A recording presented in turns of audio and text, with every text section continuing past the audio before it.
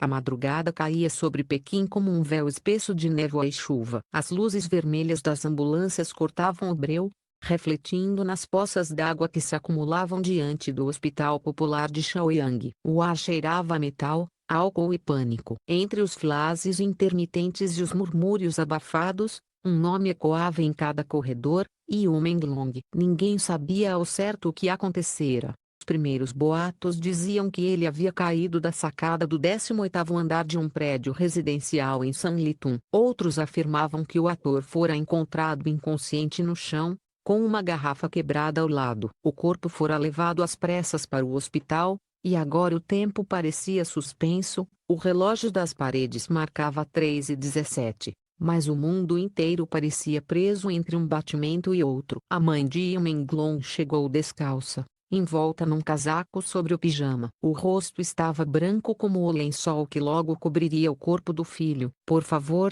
deixem-me vê-lo. Por favor, repeti entre soluços, enquanto dois enfermeiros tentavam contê-la.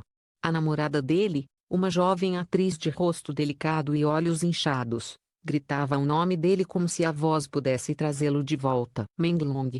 Menglong, me ouve. Eles estão mentindo, eu sei que você ainda pode me ouvir. No interior da sala de emergência, o cheiro de sangue misturado ao álcool hospitalar criava uma atmosfera de horror silencioso. Os médicos trabalhavam em sincronia, como marionetes de um destino inevitável. Um deles, suando, olhou para um monitor. O traçado do eletrocardiograma era uma linha quase reta. Ainda há calor corporal, murmurou o residente, enquanto o outro tentava a massagem cardíaca. Um último choque. Silêncio. O som longo, contínuo, rompeu o ar. O médico baixou os olhos. Hora da morte, 3h24. Do outro lado da porta, os gritos atravessaram o corredor. A mãe se atirou no chão. A namorada caiu de joelhos, as mãos tremendo. Ele prometeu me ligar hoje à noite. Sussurrou, olhando para o celular que ainda piscava com uma mensagem não lida. Chego em 20 minutos. Espere por mim. Poucas horas depois, as redes sociais começaram a ferver. No Weibo, o nome dele já era o tópico mais buscado. Saiu do prédio após beber demais. Acidente trágico. Sem sinais de crime.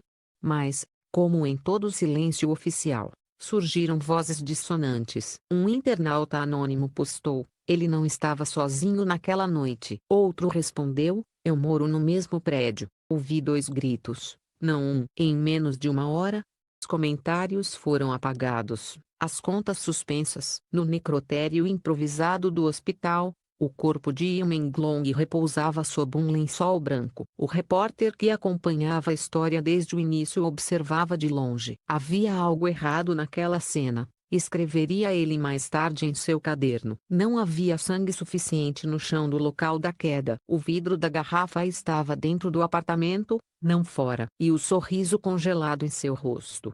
Parecia ter visto alguém que conhecia. Uma enfermeira jovem, que ajudara a retirar o corpo, sussurrou para o repórter enquanto olhava para os lados, antes de perder a consciência. Ele tentou dizer algo. Estava fraco, quase sem voz. Acho que disse: eles me empurraram, mas não tenho certeza. Ninguém quer que isso seja ouvido. A chuva intensificou-se, batendo contra as janelas do hospital como dedos impacientes. Do corredor, vinham passos apressados de policiais uniformizados. Levaram as roupas do ator, o celular, o relógio de pulso. Nenhum repórter foi autorizado a fotografar. O chefe de polícia deu uma breve coletiva: foi um acidente trágico. Não há suspeita de crime. Pedimos respeito à família. E saiu, sem responder a perguntas. O repórter permaneceu ali, observando a mãe de Yu, que agora segurava o colar do filho, o mesmo que ele usara no último drama que estrelou. Ele nunca bebeu tanto. Ele tinha medo de altura. Repetia ela como um mantra. A namorada, apoiada na parede, olhava fixamente para o vazio. Um assistente tentou confortá-la, mas ela sussurrou apenas: não foi acidente. Eu sei quem estava lá. Horas antes da queda, testemunhas afirmaram ter visto Yumenglong em um restaurante de luxo no distrito de Chaoyang, acompanhado por 3 homens desconhecidos. Câmeras de segurança mostravam sorrisos, brindes, mas nenhum som. Às 23h48, ele deixou o local sozinho, segundo o registro da saída. Porém, o porteiro do prédio onde morava disse ter visto 4 pessoas entrando no elevador minutos antes do acidente. Não consegui ver os rostos, usavam máscaras, mas um deles segurava uma jaqueta branca igual à dele, contou, em voz baixa, ao mesmo repórter. Às 0h10, moradores ouviram um som seco vindo do pátio. Uma mulher gritou. Depois, silêncio. O sistema de câmeras estava fora de serviço. Manutenção programada, segundo o condomínio. Incidência? Talvez. Mas as coincidências, naquela noite, pareciam ter gosto de mentira. No hospital, a mãe ainda implorava para levar o corpo do filho. Por favor, quero que ele descanse em casa. O médico-chefe hesitou. Ainda não, senhora. Precisamos concluir os procedimentos legais. E quando ela perguntou quais procedimentos, ele desviou o olhar.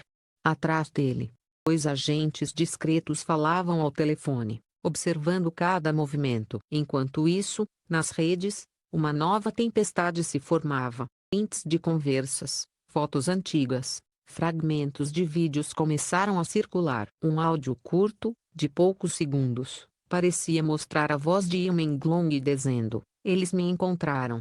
Em seguida, um ruído e o som de algo quebrando. O arquivo foi removido em minutos, e qualquer tentativa de repostar resultava em bloqueio imediato. No corredor gelado do hospital, o repórter encostou-se à parede, observando o corpo ser levado numa maca metálica em direção ao necrotério. A luz piscava, projetando sombras distorcidas no chão. A mãe gritou, um grito que rasgou o ar como vidro partindo-se: "Meu filho não caiu sozinho." O eco percorreu o corredor vazio, até desaparecer no som distante da chuva. Do lado de fora, Pequim despertava lentamente.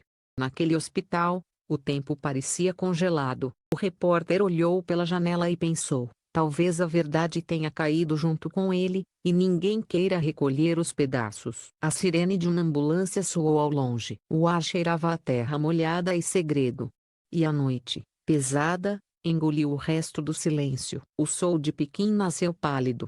Se o próprio céu se recusasse a começar o dia. Na entrada do hospital, um mar de câmeras e microfones se aglomerava atrás das grades, jornalistas disputando cada milímetro de espaço, cada fragmento de informação. Mas nada de novo saía. A polícia mantinha silêncio absoluto. Paredes brancas do hospital pareciam esconder não só um corpo, mas uma história inteira, e ninguém estava disposto a contar. 3 dias depois, o relatório oficial foi divulgado. Breve, seco, sem emoção, e Yumeng caiu de uma altura considerável após ingestão de álcool. Não há evidências de crime. Caso encerrado. O documento era uma lápide burocrática. Mas, nos becos digitais da internet chinesa, as sombras não descansavam. Grupos anônimos começaram a vasculhar imagens de câmeras, contas bancárias, até horários de postagem do ator. Detalhe parecia contradizer a versão oficial. O repórter, o mesmo que presenciara a cena no hospital, não conseguia dormir desde aquela noite. Em sua redação fria, ele assistia repetidamente ao vídeo borrado da ambulância chegando. Às 3h09, podia-se ver um homem de casaco escuro seguindo o corpo de Yu até a entrada. Nos segundos seguintes, desaparecia atrás de um carro da polícia. Quem era ele? Anotou o jornalista no caderno. E ninguém o mencionou. A investigação policial havia terminado. Dele estava apenas começando. Visitou o prédio onde o ator morava. O porteiro, antes falante, agora evitava olhar. "Não posso comentar." Disseram para eu não me meter. Uma velha moradora do segundo andar, porém, sussurrou: "Naquela noite, ouvi passos correndo no corredor. E ouvi uma voz masculina dizer: 'É agora ou nunca.'" O barulho. O repórter anotou tudo. Horas depois, descobriu que a mulher fora levada para interrogatório e não voltara mais ao prédio. Coincidência? Talvez. Mas as coincidências continuavam a se empilhar como tijolos de um muro invisível. Na redação, ele recebeu um e-mail sem remetente. Apenas uma frase: "Procura o arquivo 11B. Não confia em ninguém." Nexo, havia uma imagem borrada, a captura de uma câmera de segurança, supostamente do corredor do 18º andar. Um vulto de casaco escuro, parado diante da porta de Ilmenglong, às 0h07. O rosto estava coberto por sombra, mas a postura era familiar, quase arrogante. O repórter ampliou a imagem. No pulso do homem, um relógio dourado com uma marca rara, o mesmo modelo usado por um produtor famoso, conhecido por ser próximo de Ewing e também temido por muitos dentro da indústria. Coincidência demais para ser coincidência. Dias seguintes foram uma sequência de portas fechadas. Fontes que antes respondiam mensagens agora bloqueavam o número. Um ex-segurança do condomínio aceitou encontrá-lo num café da periferia. Mãos trêmulas, olhar furtivo. O vi, disse. Ele não caiu. Alguém abriu a janela antes. E o gritava que não queria mais o contrato, que ia contar tudo. Então. Empurraram. 2 segundos. Silêncio. Depois só o vento. O repórter gravou a conversa, mas o homem desapareceu no dia seguinte. O apartamento estava vazio, como se nunca tivesse existido. Na mesma semana, um novo vídeo circulou brevemente nas redes antes de ser apagado. Mostrava Ilmenglong entrando no elevador, às 23h52, olhando diretamente para a câmera, o rosto tenso. Lábios murmurando algo que não pôde ser ouvido. Atrás dele, uma sombra se moveu, alguém usando uma máscara cirúrgica e capuz preto. O vídeo sumiu em minutos. As cópias foram deletadas por violação de privacidade. No quarto onde o ator morava, a polícia devolveu poucos pertences à família. Entre eles, um caderno de anotações com páginas rasgadas. A mãe dele, ainda de luto, entregou ao repórter o que restou: 3 pedaços de papel amassado, manchados de vinho. Palavras, trêmulas, pareciam escritas às pressas. Se algo acontecer comigo, não foi um acidente. Eles acham que sou fraco. A verdade vai cair comigo. O jornalista sentiu um arrepio. As letras terminavam abruptamente, como se o autor tivesse sido interrompido. No canto da página, uma mancha vermelha. Não dava para saber se era vinho ou sangue. Mas depois, um contato anônimo marcou um encontro. Um armazém abandonado no subúrbio, à meia-noite. O repórter hesitou, mas foi. No escuro, uma voz masculina falou atrás dele: "Você quer a verdade? Ela não cabe no seu jornal." Uma pasta caiu aos seus pés. Dentro, documentos, fotos, extratos de mensagens. Entre eles, uma imagem perturbadora, e Ilmenglong em um jantar privado com 3 homens. Um deles o mesmo produtor do relógio dourado. No canto da foto, a data: 10 de setembro. 22h14, poucas horas antes da morte. A voz continuou: "Ele se recusou a assinar o contrato. Disseram que ele ia sumir por uns dias, para repensar. Ele nunca voltou." Antes que o repórter pudesse perguntar mais, Ura sumiu na escuridão. No dia seguinte, o jornalista tentou confirmar as informações. Mas os números de telefone desapareceram. As contas de rede social dos envolvidos foram desativadas. É como se uma força invisível limpasse as pegadas.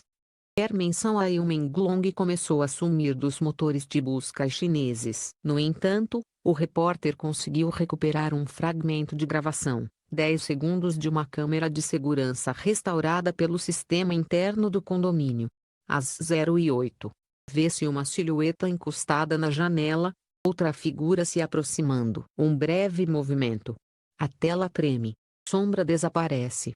O tempo congela. Ele levou o vídeo à redação. O editor assistiu, calado, e depois apagou o arquivo. "Isso nunca existiu", disse, olhando fixamente. "Você entende o que está em jogo?" O repórter entendeu, mas não aceitou. Na noite seguinte, publicou um artigo anônimo, assinado apenas como testemunha 04, em fóruns internacionais. O texto descrevia tudo: os registros apagados, as ameaças veladas, o silêncio imposto. Em menos de 2 horas, a postagem foi deletada, mas cópias começaram a circular pelo Telegram e por sites fora da China. O caso reacendeu como uma labareda indomável. Wang Yu, ao saber disso, foi chamada pelas autoridades. Pediram que negasse tudo, que não falasse mais à imprensa. Ela, com os olhos vermelhos de tanto chorar, apenas disse: eles podem me calar, mas não podem calar o coração de uma mãe. A namorada, por sua vez, desapareceu das redes sociais. Alguns dizem que viajou para o exterior. Outros afirmam que está sob proteção. Nenhuma aparição pública desde o funeral. Nenhuma palavra. Apenas silêncio. O tipo de silêncio que grita. Meses se passaram. O repórter perdeu o emprego. Mudou-se para uma pequena cidade costeira, tentando esquecer. Mas, às vezes, recebia mensagens anônimas, imagens, sons, fragmentos de vozes. Numa delas, reconheceu o tom suave de Yimeng-Long, gravado durante uma filmagem antiga. A frase era curta, quase premonitória: nem tudo o que cai, morre. Às vezes, cai é a máscara. No primeiro aniversário da morte, o repórter voltou a Pequim. Chovia outra vez. No cemitério, encontrou a mãe ajoelhada diante do túmulo, acendendo incensos. Ela olhou para ele e sussurrou: você ainda quer saber a verdade? Ele assentiu. Ela sorriu com amargura. A verdade está no vídeo que você nunca devia ter visto. O vento soprou forte, espalhando as cinzas do incenso. O repórter percebeu algo colado na base da lápide, uma pequena placa metálica com um número, 18A0703. A mesma numeração do arquivo deletado semanas antes. Ele sentiu o coração disparar. Voltar para casa, encontrou um envelope anônimo na porta. Dentro, uma única fotografia, o corredor do hospital naquela madrugada. No reflexo do vidro, por trás da maca de Yimeng-Long, via-se o vulto de um homem de casaco escuro, o mesmo da imagem do corredor, o mesmo do vídeo perdido. No canto inferior, uma inscrição à caneta: a verdade ainda está viva. O repórter fechou os olhos. O som distante de uma sirene ecoou na memória, misturado ao grito da mãe e ao choro da namorada. Entendeu, finalmente, que algumas histórias não pedem justiça, pedem lembrança. Do lado de fora, Pequim dormia sob a chuva. Mas, em algum lugar nas sombras, a verdade respirava, silenciosa, impaciente, esperando o momento de voltar à